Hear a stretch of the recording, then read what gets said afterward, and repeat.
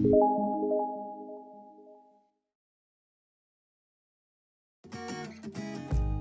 guys, gimana kabarnya? Semoga kita semua sehat selalu ya.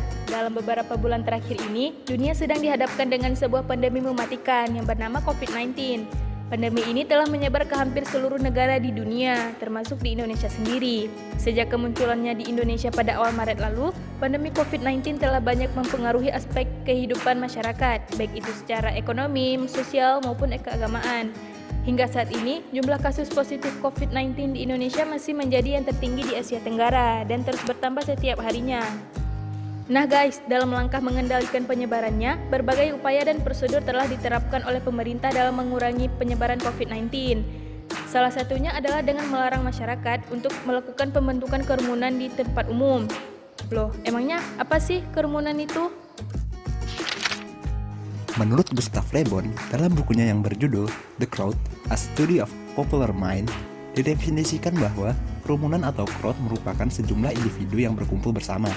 Sedangkan menurut Sarmadi pada tahun 2008, ia mengungkapkan bahwa crowd atau kerumunan diartikan sebagai kelompok pejalan kaki yang berkumpul di tempat yang sama atau kadang-kadang mempunyai tujuan yang berbeda. Emangnya apa sih yang membuat kerumunan itu terbentuk? Menurut Gustav Le Bon nih, ada 4 faktor yang menjadi penyebab terbentuknya kerumunan. Nah, faktor yang pertama yaitu anonimitas. Anonimitas adalah faktor kebersamaan. Dengan berkumpulnya individu-individu yang semula dapat mengendalikan diri, merasa dapat kekuatan luar yang mendorongnya untuk tunduk pada dorongan naluri dan terlebur dalam kerumunan, sehingga perasaan menyatu dan tidak kenal, mampu melakukan hal-hal yang tidak bertanggung jawab. Jadi, semakin tinggi kadar anonimitas suatu kerumunan, maka semakin besar pula kemungkinannya untuk menimbulkan tindakan ekstrim karena anonimitas mengikis rasa individualitas para anggota kerumunan. Yang kedua ada contagion atau penularan. Menurut Le Bon, penularan ini dapat dianggap suatu gejala hipnotis. Individu yang telah bertular oleh perasaan dan tindakan orang lain sudah tidak memikirkan kepentingan individu melainkan kepentingan bersama. Kemudian yang ketiga ada konvergensi atau keterpaduan. Dan yang keempat yaitu suggestibility atau mudah dipengaruhi. Kerumunan biasanya tidak terstruktur, tidak dikenal adanya pemimpin atau pola perilaku yang dapat dipanuti oleh para anggota kerumunan.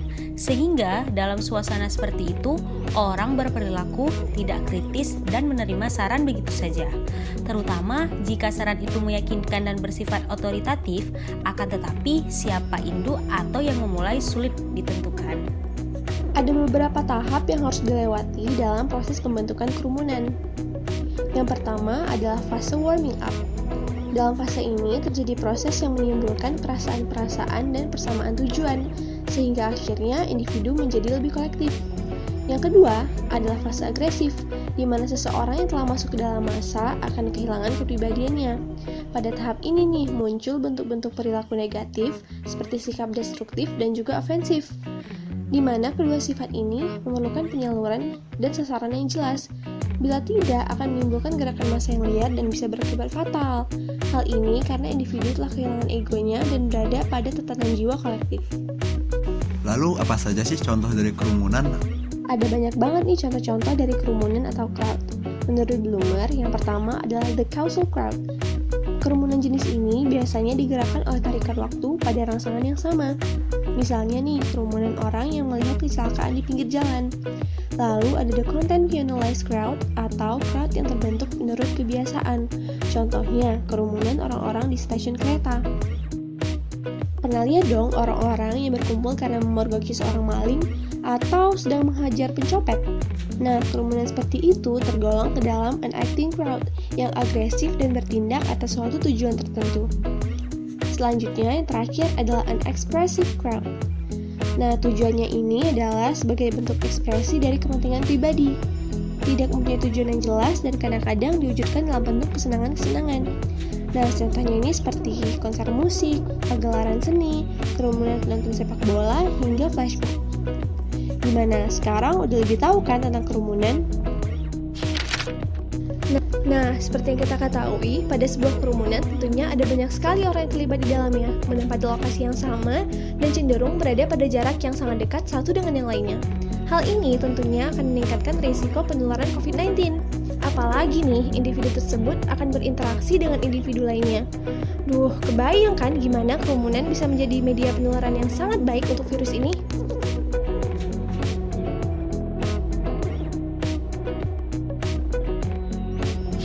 Nah, jadi ada beberapa langkah yang dikemukakan oleh Luqman pada tahun 1957.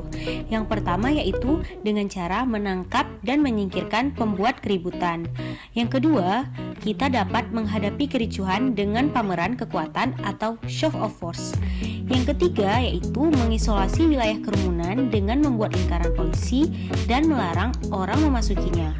Yang keempat yaitu mengarahkan kerumunan ke tepian agar membubarkan diri. Di dalam kerumunan seperti demonstrasi atau tawuran, langkah yang dapat dilakukan adalah dengan mencari pemimpin pasukannya. Meskipun di dalam kerumunan tidak tentu ada pemimpin pasukannya, namun biasanya dalam situasi demo terdapat penggerak yang mampu mengiring aksi massa atau biasa disebut dengan provokator. Nah, dengan kondisi dan situasi pandemi ini, tentunya terdapat pembatasan aktivitas bagi kita semua.